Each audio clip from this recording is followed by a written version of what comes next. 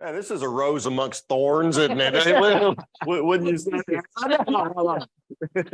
Okay, excited about Tammy. Real quickly before we turn it over to her, reminder, hashtag Rising Above Summit. Send us your pictures. We've gotten some cool pictures today of people watching as groups. And we got one cool picture with a dog. And so love that. So make sure you send us post your pics to hashtag Rising Above Summit. And hey, thanks for using the text line. Make sure you text our questions, comments, anything that you want to get Tammy to address at the end when we go into Q&A. So Tammy was with us last year. Yep. Speech, she's back. That's exactly right. I mean, she killed it last year. Thank you. And we got such great response from folks. Your message is important. And our audience is dead on. There's a lot of folks out there. About 75% of our industry now is female. They're working moms. They're juggling 100 different things at the same time. They're everything from chauffeur to seller. So that's a crowded world they live in, and you're there to kind of help guide them through.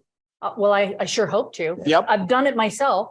So, And I like the one word courage because we all need it. So, okay. Thanks for being here. Thank you. Hey, you're gonna do great. Here we go. boys. Tammy Wellbrock. All right. Well, thank you very much. It's a pleasure to be here. And I obviously am going to talk, my passion certainly is women in leadership.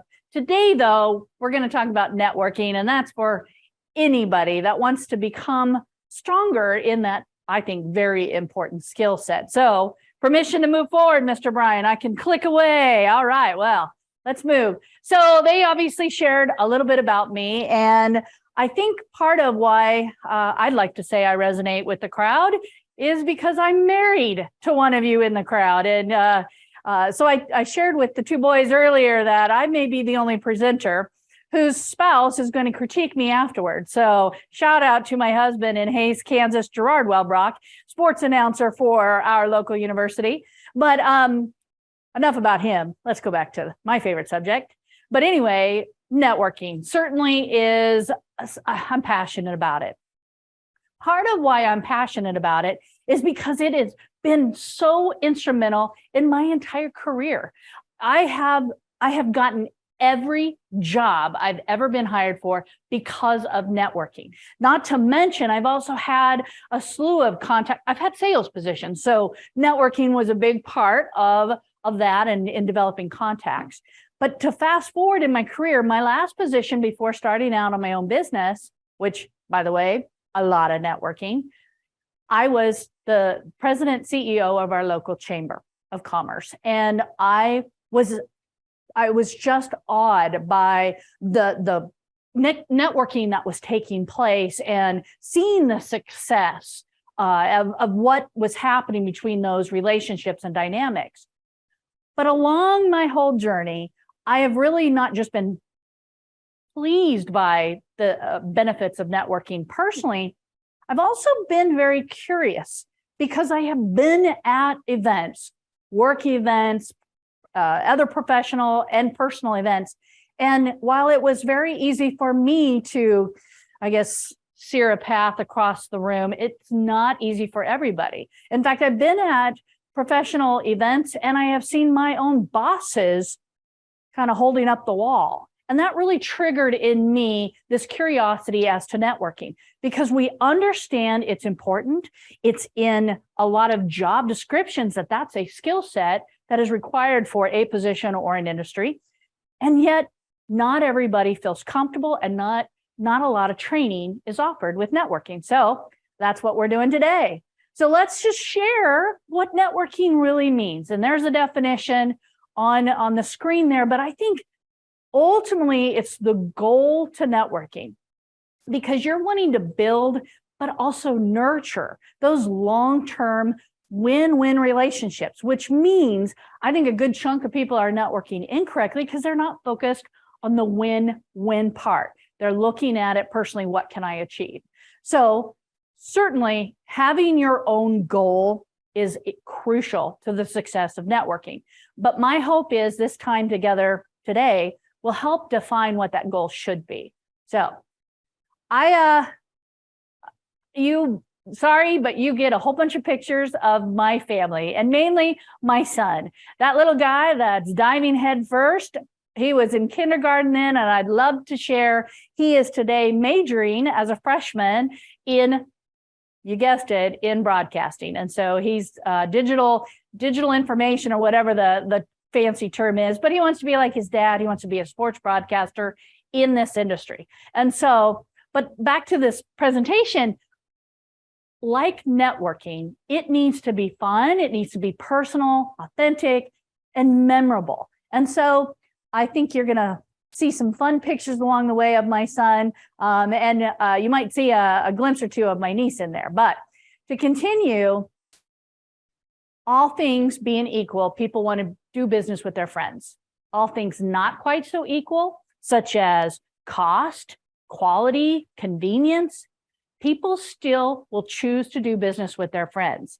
Jeffrey Gitomer, I think a lot of salespeople probably have the sales Bible. He also wrote a book called The Little Black Book of Connections. If you are listening to this presentation right now and networking isn't your thing, go buy this book. It's a very quick, easy read, but I don't know, I found it really instrumental in my career.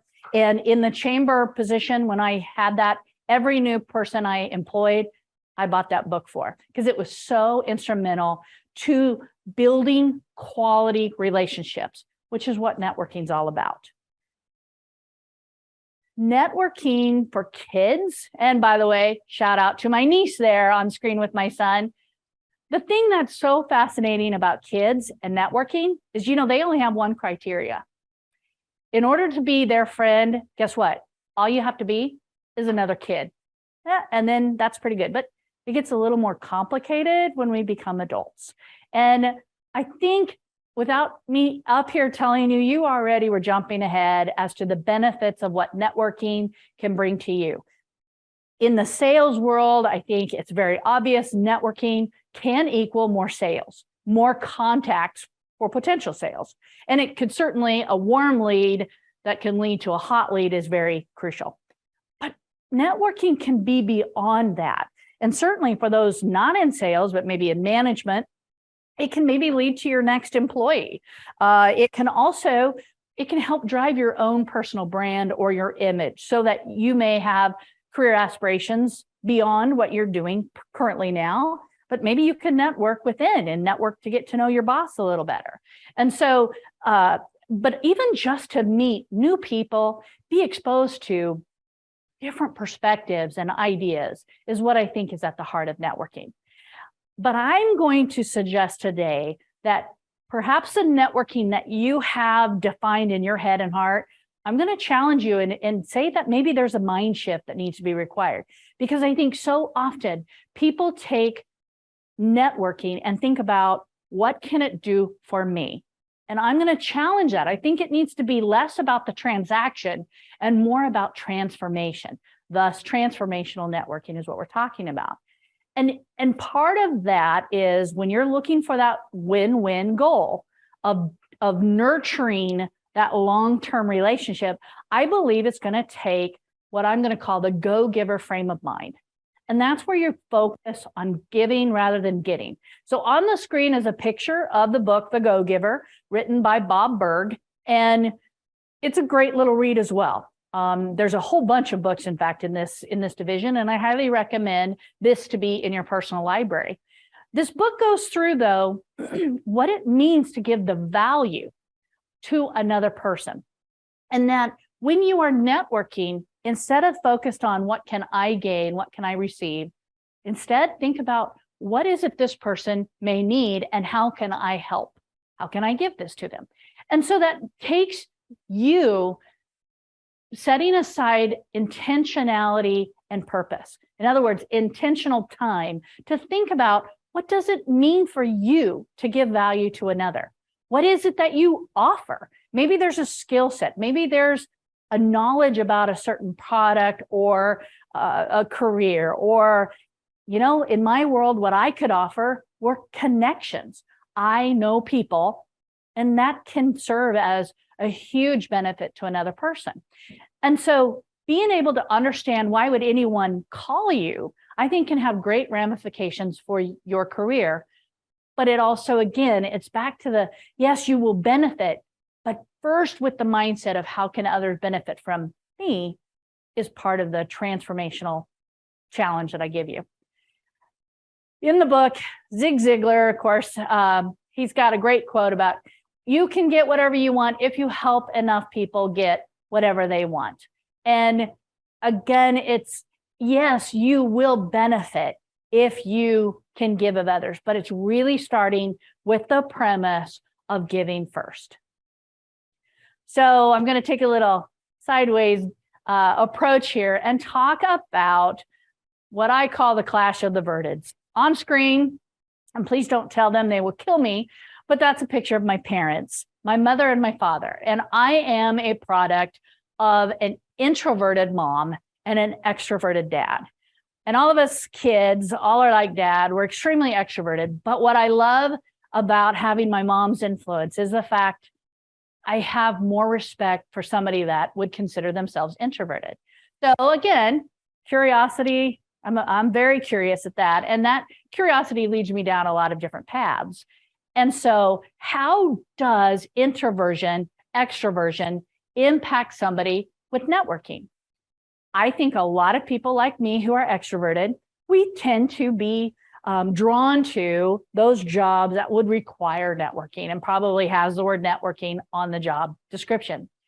But just if you're introverted doesn't mean you can't totally do a quality networking effort. So truly extroverted, introverted, that's not about are you shy or outgoing, but it's about where do you draw your energy from? If you are somebody who's extroverted, you're going to draw your energy from working with people. If introverted, maybe be more by yourself and having time to reflect. It's at the end of the day, though, I can look back and say, I can do either as an introvert or an extrovert. It's where I'm most comfortable and where I will, at the end of the day, if I spent my time doing what I'm not comfortable doing, even though I can do it, it means I may be more exhausted. So it's just more of an energy level. So even if you are comfortable living in the world of introversion, I want to share that actually research shows introverted people may succeed greater at networking because one of the things that they are naturally good at is listening. Listening is the primary skill set needed to be effective at networking. And so being able to adapt, regardless of which way you are, it's about adaptability and not your capability.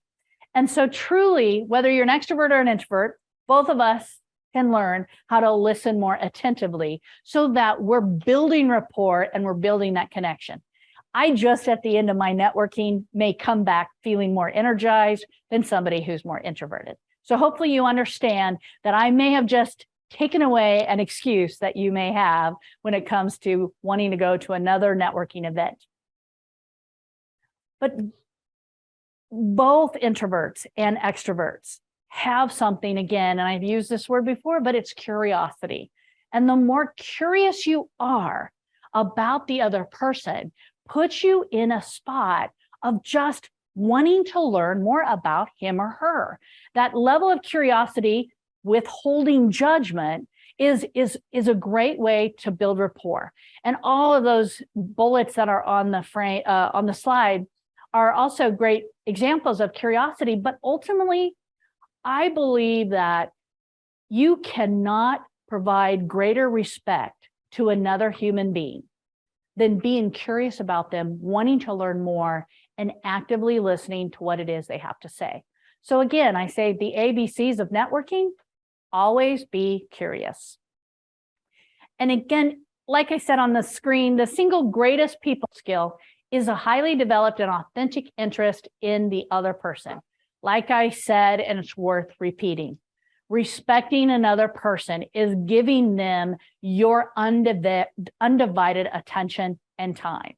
And that's the heart of networking. So my background, I've had numerous employment in different industries. And I started out actually as a journalist in the print side of media, Yeah, I went there. Should have known, should have gotten into this digital world. But I believe that if you can kind of direct your inner journalist, I think you might have a greater approach to your networking success. And certainly curiosity starts with asking questions, but more quality network begins with more quality questions, or power questions, as we have on the screen. So like it says there, you may have something you want to say. You may have an end goal as to what you're hoping will achieve, but they're also interested in something that hopefully you have to offer them. And somehow you need to find that intersection of where is the relevance. You're going to want to ask those open-ended questions that are going to drive the building of the rapport and a more quality conversation. And really, if you're focused on them and building that atmosphere that's safe and comfortable for them, I think power questions are going to be your key. And then think, focus. What kind of intriguing questions that you think others are not asking is a way to make you more memorable with the other person. I have actually a list of conversations. There's other resources out on the web, but if you wanted a list of conversation starters, there's my email. Please let me know, because I do recognize and respect that level of driving toward a conversation, especially the opening question, to getting started, is not easy for everyone. So perhaps I have something that I can give you that we can begin our networking journey. So I was telling somebody about this movie, Working Girl, and I realized that not a lot of people know my favorite movie. I love the movie Working Girl. And maybe some of you listening have heard of the elevator pitch, but did you know the elevator pitch is actually stemming from this movie? There's a scene where our heroine, Melanie Griffith, gets on the elevator with another boss, and of course, the good-looking Harrison Ford is right beside her. Anyway, you need to watch the movie. But the point is, she gets on the ground level of the elevator, and then they rise to the top of wherever they're going, and they have maybe, 30 seconds for her to explain how she came up with this idea that was going to transform this other person's company. And so elevator pitch kind of derived from this movie, but it's the essence of, if you literally could step foot on whoever you want to create a relationship with, you want to network with that individual, if you stepped into an elevator and you only have however many floors that you can to create a rapport, to build a connection, to maybe drive toward an end result of, hey, can we talk further? Or, hey, can you give me an interview? Or hey, can I set up an appointment? Whatever the end goal may be, what would you say? And so elevator pitches are really that 30-second personal commercial. They're roughly, if you wrote it out, well, of course, you guys do this for a living, but 30 seconds is roughly 100 words. And if you don't have an elevator pitch, that is your first thing you need to do after Rising Above concludes. And that elevator pitch needs to be able to stimulate interest, and it needs to transition that interest so that there is a shared vision and an end purpose. So one of the first things I did when I was hired, well, in fact, it was the first thing they assigned me to do when I was hired in a sales position, was to create my elevator pitch. Elevator pitches for some people are really natural. And again, maybe that's an extroversion, introversion type thing. But if it's not easy for you to be able to talk freely about your abilities and maybe about what it is you can provide to the other person, write it down. And there's something about the act of writing down that you kind of just can tuck that verbiage in your back pocket and pull out when you need it. I have never followed an exact elevator pitch verbatim, but I can tell you that there's always been elements of the one I wrote, and I've used it differently given the situation that I've had. So elevator pitch is going to be a very useful tool for people in sales and for people that are wanting to grow their networking abilities. Some other helpful tips is really to come prepared. Networking is not about I show up and I wing it. Yeah, some people are really good at it, but if you're not, prepare. And frankly, even if you think you're good at it, maybe you need to go back and reflect on, well, how can I get better? How can I put more focus on the other person than bringing the attention back to me?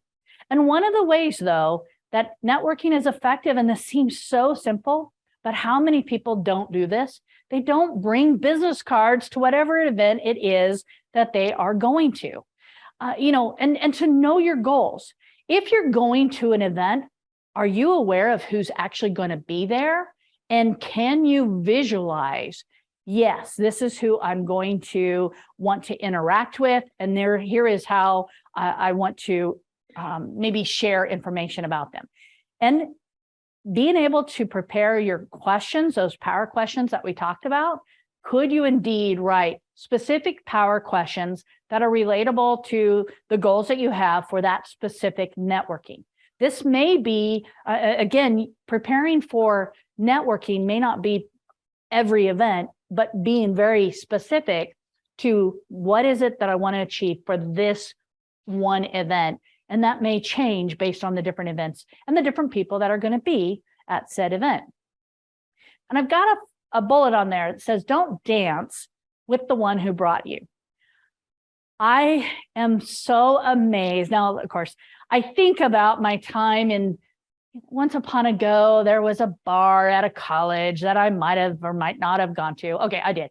I went and the very first thing my friend and I did is we'd do a lap and we'd walk around and we'd see who's at the bar. I think you know where I'm talking about. But at that point, I didn't hang with my girlfriend all night because I wanted to meet other people. Same goes true with an event. So many people walk into an event with their coworkers, and if there's tables, what's the first thing they do? They go find a seat with the people they know, and they spend the whole networking event talking to people they already know. Now, I'm not saying that there isn't a time and a place to build the rapport with your coworker to a deeper level. There's some purpose to that. But if your event is about networking, then don't stay with the person that you already know. Have this plan ahead of time. Communicate with this person that, you know what, I want to go meet XYZ. I want to go meet this person. I want to go talk to this person. I want to go collect, some events are this way, I want to go collect 10 business cards from people I've never met. Have that in mind before you even get there, that you understand that we're not going to necessarily just be by each other's side the whole time. But in all, I think so much about your respect, your confidence, your ability to be authentic and just, like I said there, positive, genuine, polite, and smile. So much can be achieved when you have a welcoming demeanor about you. In fact, I had an employee one time that was so good when working with other customers. And she was shy and she was not smiley. In fact, she didn't smile a lot, but there was still something so pleasant and so open about her that I noticed and I commented and congratulated her on it. Customers just flocked to her because there was something so trustworthy and real about her. And I think that could be you as well. So we really are going through this fast. So I hope that there is a lot of Q&A, and I know I'm going to have some gentlemen beside me here. But as we are wrapping up, what is it now that you've got a great load of information available at your fingertips? And not just with this presentation, but with all of what you've had for yesterday and today. But I want you to think about how now can you take all this information and be intentional about it? Put some purpose to your time and take a moment and think about what is it that your goals would be if you're networking. Obviously, it seems pretty obvious. If you're in sales, you want to grow all of those networking contacts. But it may not be your end goal. Maybe you want to just expand your social reach and meet interesting people. If you are with a significant other, guess what? You had to network because that's how you met him or her. And so networking can bring so much enrichment into your life, as well as great career advancement opportunities. If you don't have an elevator pitch, you need to create one. If you've got one, you need to review it and you need to update it. What you created 10 years ago when you first started may not work for you now. It may not achieve the end goals that you're hoping to achieve. And then consider what different power questions you might ask somebody. And I think the more specific you can get, the better. Do you have a person in mind who you want to meet? And what would you ask or say to him or her? And write those down. I cannot stress enough that the act of writing down those questions will be so much easier to remember when you are in the moment and you may have nerves or adrenaline going through you and you're like, I'm tongue-tied. I have no clue of what I'm going to say. So write them down and maybe rehearse them depending on your comfort level. Rehearse what kind of different questions, different approaches, different styles. And certainly, I love the idea of cultivating your own memorability, because if people don't remember you and they don't remember how you made them feel, then they're probably not going to remember to call you if that is indeed the end goal. And so memorability can be as simple as interjecting, like I did, some of my pictures. It could be being able to tell a story or finding a shared connection that you may have. Maybe you both like sushi and where's the best sushi restaurant in town. And so that type of memorability can be huge. Thing about memorability, though, it's funny, is it can't be forced. It can't be fake. And the more weird, I don't know, is good for you. It definitely needs to be real and represent the image that you want to represent. So at this time, I hope that I've given you some great ideas on networking. Networking, though, can certainly be so vast. And so, you know what? Last year, I did something pretty powerful. I drove 4 hours to come to Kansas City so that I could be on stage with these two. And a year later, I get to be back. Yeah. But you know what? I knew that was one of my purposeful moments of being here to get to know you both better and to know the team. And so networking can have such great advantages. But I feel really blessed because of these two. And here's the weird part is now he's networking me with his wife because she and I've got a lot of the same interests, and you just never know where that'll go. So, you know, it's interesting because, well, first of all, we are so blessed to have you as part of our, but not just today, but the 10-minute trainer. She said weird doesn't always work. That's how we. That's a good point. It's killing weird. each other. Yeah. At least we're not going there. That's We're picking out China. Yeah. Anyway, one thing I want to go back to is what we started with this morning. Remember that one thing that Curly was talking about? Man, there was a ton of stuff there that you could choose from. I'm a big believer in the elevator pitch, but it better not sound like an elevator pitch. Good point. Yeah. Very good. So great stuff there. Great stuff. We got some questions, right? We do. We got a couple that came in ahead of time. I make sure you text our questions, and we got some questions that we're gonna throw at you. So we're gonna do a little Q&A time. But before we do that, I want you to tell us all about From Boardrooms to Baby Teeth. Yeah. So will you talk about that a little bit? Hopefully you won't tear up. Author. Yes. Okay. So yes, I can add that to my list. I mentioned earlier, I was a journalist, and I have had a love of writing my whole life. And so, in college, I thought someday I'll write a book. Someday came. And so I have blogged. It's not up anymore. I took that website down, but I had blogged for about 10 years. Mm-hmm. And I met with a publisher about I want to write a book. How do I even start? And she said, well, start with your blog. Yeah. So I was thinking my passion, leadership and women, I'd write that book geared on that. And so I took all the writing from the blog, themed it out. And then over here was this theme of my son. And I realized he was quite the muse in the day. And so he was getting ready to graduate high school. And I thought, you know what, I'm just going to take that blog material and dedicate a book to him. So it was a book for my son, also about being a working mom. That's awesome. And the joys and challenges. So I mean, I spent about 3 years compiling this book, and I got a big whopping 50 pages. So it's a quick read, a book my son might actually read. And so, it's a little thing, but it's a big thing. That is awesome. That is awesome. And literally it's something to be very proud of. And, a lot of people took a good game on goals and here's what I'm going to do. And this is where I'm going to be. Yeah, good point. But talk's cheap. Talk's cheap. You made it happen. That is very cool. Hey, here's the other cool thing. And we are going to get to some questions. Tammy's going to be one of our trainers on the 10-Minute Trainer Network. That has been so exciting. Well, we're so excited to deliver this to everyone. Yeah. But I was walking the other day and I spent 4 miles doing nothing but listening to on our new app.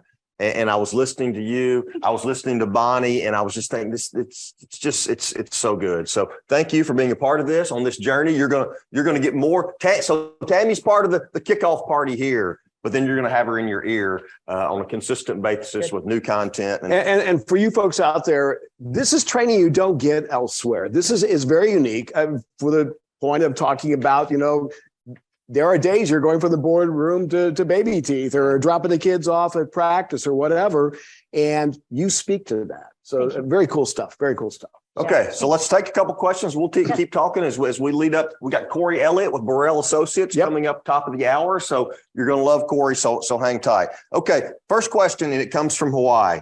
Ooh. All right. How do you avoid burnout? With everything that boardroom to baby teeth and sales and leadership, and you got any thoughts on, and as Speed has said, there's more people in sales and broadcasting now who are female than male, but how do you avoid that burnout?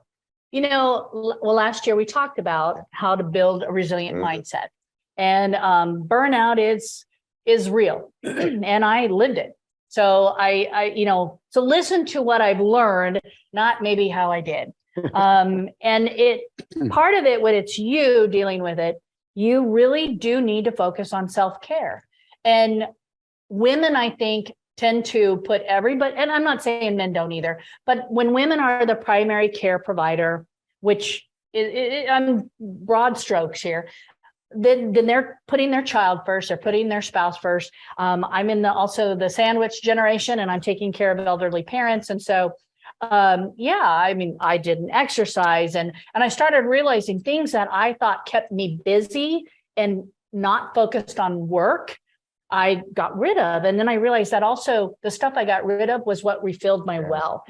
I love to sing. I love to write. I gave up all that creative expression. I wasn't spending time with family and friends to have that good belly laugh. And so self-care and setting healthy boundaries for yourself is the first thing. And that's what you can control. Now, if you're a manager and you have impact and can help with, providing support and some unique flexibility might be some other conversations to have within your organization. That's such good advice for all of us. If you we just need to follow it. That's exactly right. If you remove all the things that you think are causing you to be distracted, but those are the things that fill you up, then you're left with. It's interesting because we're always talking about it. We need to reconnect with old friends. Sometimes that old friend is you. Yeah. You need to actually kind of go back and remember. So. Brian, I know we got some activity on the chat. We do. We have quite a few questions coming in here. Actually, several on this one. So I'm going to go ahead and answer this or ask this one first. But a lot of folks just want to know, what are your icebreaker questions, right? Do you have a couple secret questions that you ask that you feel like, this one really works for Tammy? So a lot of folks are asking that and open-ended questions, but icebreaker questions. And Brian, that goes along with another. It said, how do you break into an otherwise closed network? Yeah. So this all kind of works together. Thoughts? And come back to me because I've got another really good one too. So I may actually separate those two because when I was a freshman in college, I didn't know anything differently than what I saw growing up. And I'm a farmer's daughter. And so at that point, the farmer way approach was. Does your husband sing that I Fell in Love with the Farmer's Daughter? Isn't there a song out there like that or something? Yeah. He sings for everything. So no, but, so the farmer, my dad, the expert, didn't know a stranger. And so I didn't know what else to do. And I'm at my new college job. And I go up to another gentleman that was a teacher there. And I went up to him and I just put out my hand. I said, I'm Tammy Brooks at the time. I'm Tammy Brooks. I don't think we've had the pleasure of meeting. That doesn't seem all that unusual. He, though, told me later, he said he's never had, let alone somebody at age 18, Right. but he hadn't had anybody ever introduce themselves to that. And he then complimented me and said, I've now started using that phrase. Very cool. That's awesome. But we haven't had the pleasure of meeting. That phrase, I think it just is. I've heard things about you, and there's I know I'm going to feel rewarded, and my life will be better because I've gotten to meet you. I think is a sentiment behind that, and so that's one. I think that's the simplest way, and you get your name out there, and it helps you be memorable. Who would have thought, though, something so basic, but it struck such a chord with him, and then him giving me that feedback. I've never forgotten it. It's interesting. We talked about this yesterday with Ryan. Sometimes we're so afraid of saying the wrong thing, we say nothing. True. And there's an we're going to feel stupid. They're busy. Yeah. They don't want to meet me. Exactly. And so again, I think if you put, oh, they don't want to meet me. Well, that's a level of confidence. Just turn that inner voice off and just, you know what? It doesn't matter. I want to meet them. Mm-hmm. And I think who doesn't feel good about somebody else wanting to know you a little bit better? To me, I think that's just basic human nature, regardless if you're a CEO of a busy company. And certainly, I mean, I think younger employees. They're hearing you say it's a pleasure, and I know you've got things to share with me, and they may be thinking you do as well. But my ego certainly was stroked in the process. But, I tell, when I teach at the university, I always tell the students, never hesitate to use your student card. In other words, I'm a student in your career, and I'd love to ask you some questions. Yeah. But young professionals can also do the same thing. Or maybe you're not so young, but I'm now new in an industry. I would love to learn more about this industry because I've heard great things about you. Those are some key, I think, icebreaker questions. Now, I have some others. It's like, have you ever seen the new movie that just came out with Tom Hanks? Because there's always a Tom Hanks movie. There's things like that I think can really be benign and help you create that. And it kind of depends on the moment, et cetera. But I didn't answer your question. What did you say? A closed network? Closed network. Yeah. This question came in. How do you break into an otherwise closed network? It's a group you want to be a part of. Sometimes I think, especially for new employees, it can feel like this is a club I'm not invited into. Of a movie, yeah. So in broad spectrum there, but thoughts? Well, first of all, there is again, back to that Jeffrey Gitomer in that same book, he's got a quote that, and I'm paraphrasing, but if there are 50 butts in a room, heinies, I should have said, if there are 50 of them in a room, yours better be one of them. Yeah. Mm-hmm. And so I think a lot of times those same people are getting out in Chamber of Commerce, in professional industry, the association, we're talking to broadcasters. There's how many professional organizations for them at the state or national level. Those people are also doing things to enrich their personal lives. Well, then get in the same room that a person may be. But say, for instance, and I immediately went to a sales approach there. Say you're wanting to get into a company that you can't network with. Well, maybe at one of those events, you may not meet the person, but you might meet a person that works there. Well, I think, for instance, by the way, did you know Gerard Wellbrock works with you guys? And that was a great shoe-in for me to meet you. To have that shared person in common. Because I wanted to hear him sing. Absolutely. Oh, don't ask. But at that point, though, there may be an opportunity for this shared connection. Can he or she introduce us? Yeah. That's one of the things when I tell people what I can offer is connecting. Yep.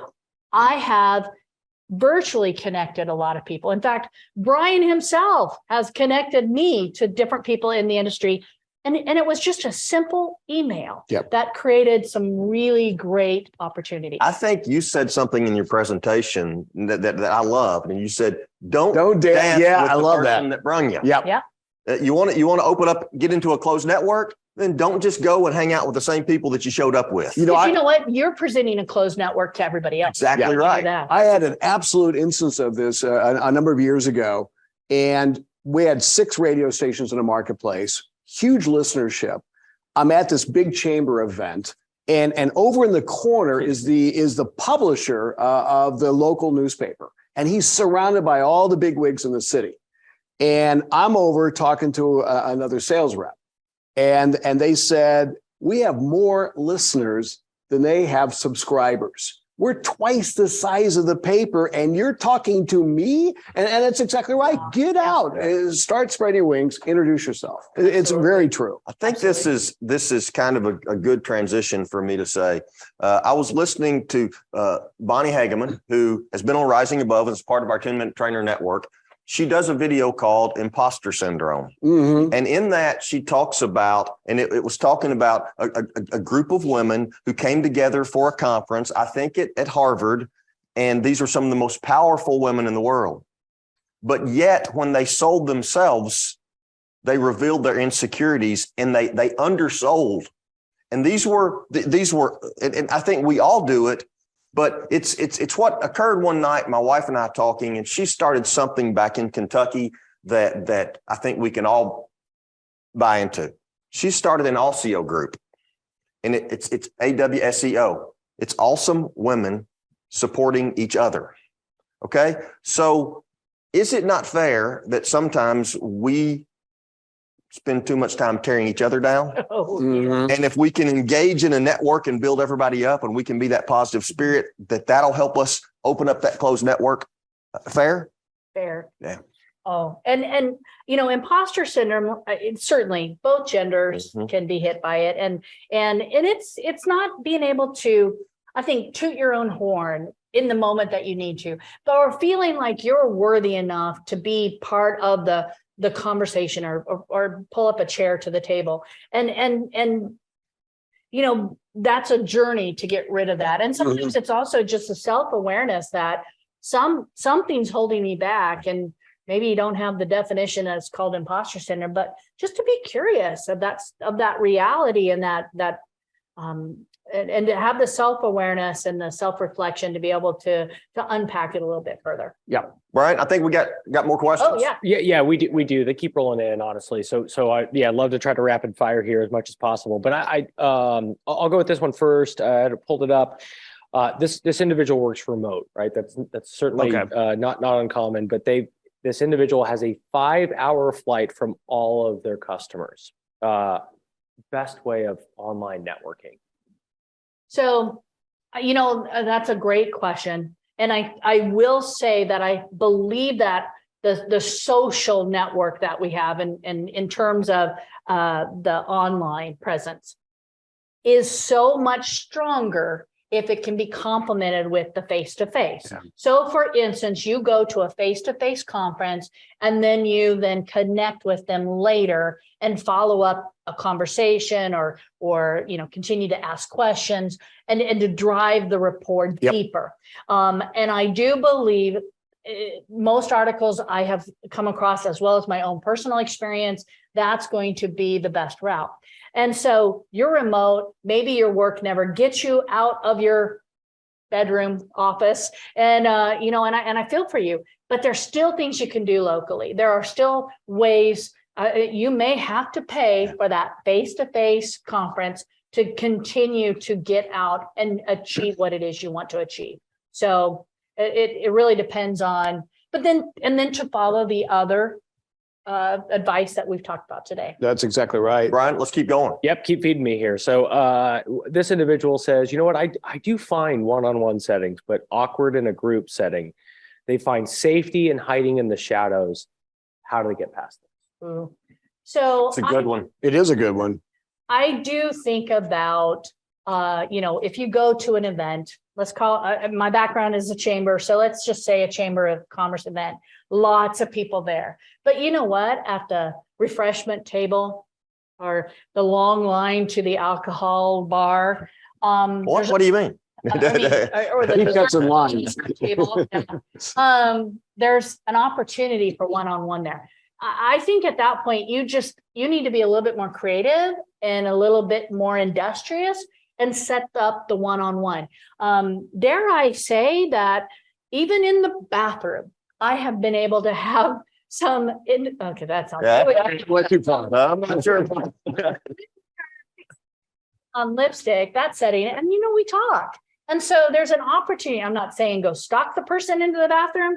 I see another book coming. Yeah. Yes. I think our one thing can apply here. Yep. That person with the question that says, I find myself just hanging out in the shadows. Every event you go to, just make it your goal. I'm going to have one conversation with one person. Yeah. Start there. We can get overwhelmed by all these people. Yep. Just make sure you have one conversation with one good person and then follow up with them the right way to continue that relationship. Maybe that'll help you not be intimidated. Yep. Absolutely. Yeah. And one thing I learned from my introverted mom is there's always somebody else in the shadows. Yep. So what is to say that you've got to go into that big cluster? Go find other wallflowers. I mean, they're yeah. And honestly, that's one of the things, knowing I'm extroverted, I've actually been very fascinated with those people that are shy. And so I've challenged myself to go engage those people. It's funny. I remember when I first started in the business and I went to a big agency event and I made a deal with myself. I said, 2 years from now, I'm going to know everybody in the room because right now I don't know anyone. And you small bite-sized chunks. It's not like you're walking down, hey, nice to meet you, nice to meet you. I mean, strike up a conversation, get to know some. It's a middle school dance. Oh my God. God. It really the middle school dance. We're sitting there waiting. Yeah. And then when one person asks one person to dance, here everybody comes. Yeah. And so and that's probably a poor analogy, but I think it's consistent. Brian, any more for Tammy? Well, okay, no. But I will also add to that. That was thinking of the middle school dance. Okay. So that person that doesn't do so well, and if they are he or she is going with another coworker, ask that coworker, can you introduce me to Sally or Jim? And then you create the one-on-one where you'll be able to thrive. I use the example of Lori Kahn a while ago, and that was Lori's forte. She knew everybody in every room. And the first thing she would do is she would say, come on, you're going to meet these folks. And when you become that person, pass it back. Introduce other folks. Absolutely. That there is a lot to be able to give, and it makes you memorable. Yeah. In the meanwhile. Okay, so we're approaching Corey Elliott, and I see Corey's virtually on side stage now. So, all right, Tammy, let's kind of try to put a bow on this. Okay. So, in the networking world, and in so much information, to that person that's sitting there thinking, I'm just getting into the business. I want to accelerate that path to where I know people. What's the one thing maybe that you want them to know as everybody takes one thing out of this? Well, assuming that this person is just getting started, you've got to be seen. You've got to become visible. And at that point, you may have 1,000 followers or, how many people that like you on whatever social media platform. You've got to be in the real world getting connected. I think that is ageless. I think it's timeless. But so get involved in something. In most communities, there is a young professional group that's part of their local chamber of commerce. And if not, then become a volunteer with something that's a passion. Every Red Cross and cancer, the Relay for Life, they're all looking for volunteers. And so, volunteerism is also a great way to become visible. And a great piece of that is if you do volunteer, right, and you're on a group and you're working on a project, there is no boss anymore. The person that's the president of a corporation has the same job as you do. They're trying to move the process forward of whatever that goal is, and you're all working together. I've been involved with groups like that. It's priceless. Yeah. Would you do me a favor? Yes. All right, go back to your college days again. You're talking to that instructor. What was it you said again? Because I think that could be one of these. Hello, Speed. I don't believe we've had the pleasure of meeting. My name is Tammy. I love that. I love that too. Don't believe we've had the pleasure of meeting. Okay. That's awesome. There you go. Here's the thing. Come Monday, you're going to get a lot of Tammy on the 10-Minute Trainer Network. It's available in your Apple and Android app store. I know we keep saying that, but we want you to go grab it. In 30 seconds, what can they expect from you on 10-Minute Trainer Network? Great. I think they're gonna hear a lot of stories. They're gonna have some fun, and we're talking about things like communication and other power skills. And then I'm gonna start working in women in leadership that I think can help all genders, all people. And one thing everybody needs to know too is there's content, a ton of it right now, but that's not it. You're going to be creating new content all the time. Oh yeah. So. And I can't turn that part of me off. I'm thinking that would make a great 10-minute trainer video. It's a sickness, isn't it? It is. Okay. All right. Hey, listen, give me something right there. Thank you very much. You did a great job. Excellent. Tammy Wellbrock, I told you you're going to love her. Glad to have her back. You'll get more of her from the 10-Minute Trainer Network. So, Brian.